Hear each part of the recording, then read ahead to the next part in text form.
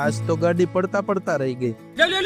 सुना क्या ये भी मेरी गलती है. અને સવારની વાત કરું તો દેવાભાઈ સ્કેટિંગ લઈ આવે છે. ગુડ મોર્નિંગ, જય Shri Krishna, welcome back to my mini vlog. Devabhai જાગીને સીધા સ્કેટિંગ લઈને મને બતાવવા આવ્યા અને આપણે થોડુંક કામ હતું વિડીયો એડિટિંગ નું કરવા બેસી ગયા. અને વિડીયો એડિટિંગ કરવામાં ઘણી બધી વાર લાગે એટલે લાઈક શેર અને ફોલો કરતા જજો. અને હા હાલો ખાતે જવાનો ટાઈમ થઈ ગયો એટલે ગાડી આપણે ફેંકી મૂકી મસ્ત મજાની. ગાડીમાં થોડુંક પેટ્રોલ ને એવું પુરાવાનું અને એક ખાતેથી બીજા ખાતે જતા હતા અને આ રિક્ષા વાળા તરત બ્રેક મારી. આપણે પડતા પડતા રહી ગયા. બોલો અબે સાલે.